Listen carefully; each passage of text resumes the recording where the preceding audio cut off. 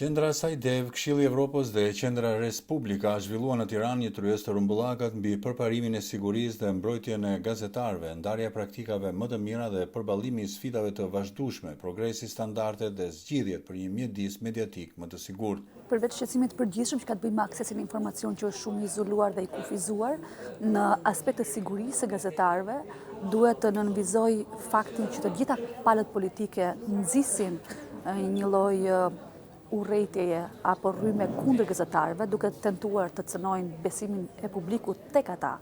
Dhe kjo është e qëllimshme, kjo bëhet në gjitha krahët. Dhe së dyti nga ana e autoriteteve nuk ka një mekanizëm i cili garanton në mënyrë efektive mbrojtjen e gazetarëve. Zyrtarët e qeverisë, të institucioneve evropiane në Shqipëri, si dhe përfaqësues të organizatave vendase dhe rajonale që mbrojnë të drejtat e gazetarëve, diskutuan me shqetësim për sfidat e Shqipërisë në arritjen e standardeve të kërkuara nga BE-ja për mbrojtjen e lirisë së shprehjes dhe të medias. According to the Safe Journalists Network, 19 cases of violations of journalist safety were recorded from January to June 2025, leading to a total of 27 cases in Albania over the past year. The EU remains concerned about the rise in online harassment and smear campaigns, with women journalists being disproportionately targeted. Gazetarët në Shqipëri kërcënohen shpesh dhe gjenden nën presionin e vetëcensurës, teksa ndeshen me rreziqe të rritura si ngacmimet, friksimet ligjore e personale e deri në dhumbë fizike. Ata pohojnë se kërcënimet u rrezikojnë jetën dhe mirëqenien e tyre, si dhe pengojnë lirinë e shprehjes dhe të medias. Tu kryesorja është një drejtë kushtetuese që ka të bëjë me të drejtën e informimit.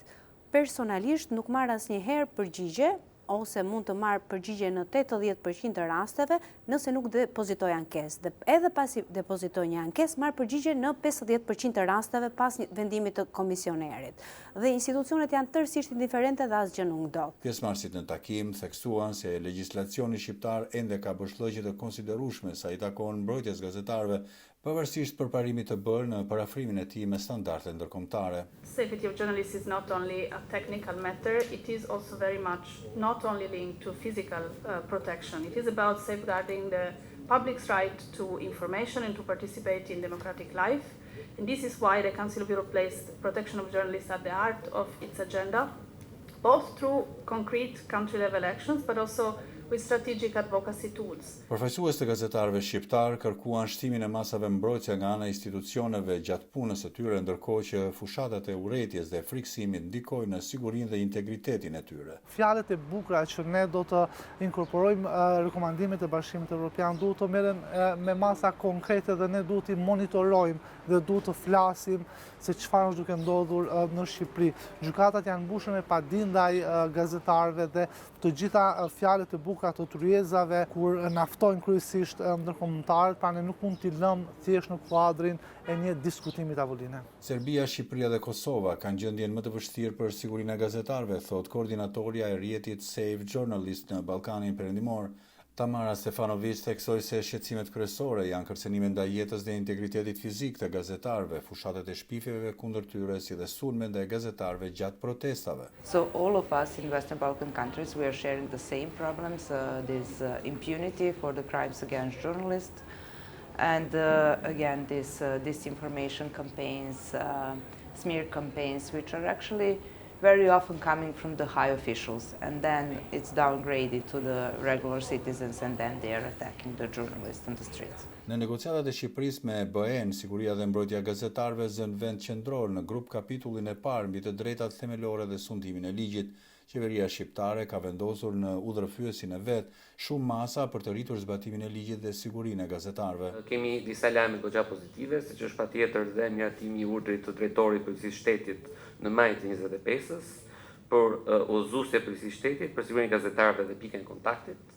Ky besojmë është një instrument kyç që do të ndihmojë të tërë aktorët në orientimin e praktikave më të mira në drejtim të parafaqimit dhe të menjanimit të rasteve ku mund të ushtrojë një dhunë ndaj aktorëve të medias, dhe jo vetëm gazetarë, por të tërë operatorëve dhe të tërë pjesëve të medias. Profesionistët e medias pohuan se ata dhe shumë kolegë të tjerë ndjehen të rrezikuar pasi ligjet në mbrojtje të tyre nuk zbatohen, ndërkohë që janë rritur kërcënime digjitale dhe mungon ndërgjegjësimi i institucioneve dhe opinionit publik në përgjithësi. Ka angazhim institucional, por mungon vullneti qartë politik për të zhbërë problemet që janë rrënjësore, probleme sistemike që na kanë çuar në këtë situatë, dhe të cilat janë lidhja shumë e ngushtë e interesave privat, interesave të pronarëve të medias me politikanë, shpeshherë edhe me grupe informale ose krimin e organizuar. Të gjitha këto e bëjnë të pamundur bërjen e një gazetarie cilësore të pavarur dhe në interes të publikut. Duhet vullnet shumë i qartë politik për ta zhbërë këtë lloj sistemi. Ekspertët theksuan se liria e medias dhe e shprehjes qëndrojnë në thelb të kushteve politike që BE-ja u ka vendosur vendeve kandidate për antarësim, ndërsa e cilësuan si themelore punën e gazetarëve për informimin e publikut, denoncimin e korrupsionit dhe llogaridhënien e pushtetarëve.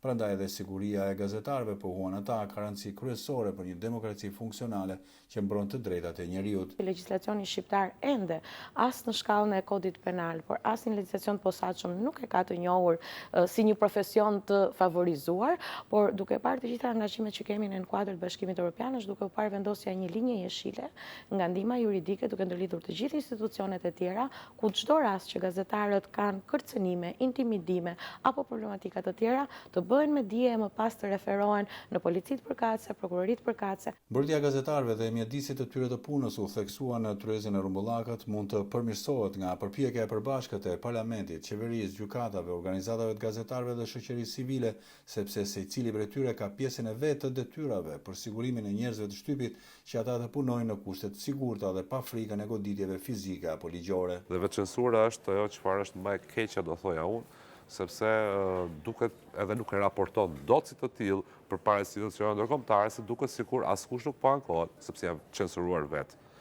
Duhet të diskutimet e kësaj natyre ta kuptojmë nivelin e veçcensurës se deri ku ka shkuar. Që ta dinë dhe ndërkombëtarët që këtu nuk kemi të bëjmë një shtet që është shumë i mirë me gazetarët, por përkundrazi ka vendosur ata në forma të ndryshme të fsheta në një presion, në një trysni të tillë që ata të veçcensurohen. Një nga sfidat më të mëdha dhe në rritje kohët e fundit janë paditë strategjike kundër aktivistëve dhe gazetarëve të quajturat paditë slap, të cilat përdoren nga individ me pushtet, korporata dhe subjekte politike për të heshtur gazetarët në punën e tyre përmes gjyqeve të gjata dhe të kushtueshme. Vitin e kaluar BE-ja miratoi një direktivë dhe Këshilli i Evropës një rekomandim. Edhe nëse këto dy dokumenta përfshihen në legjislacionin shqiptar, po ekspertët, ato do t'i frenojnë paditë slap ndaj gazetarëve dhe veprimtarëve.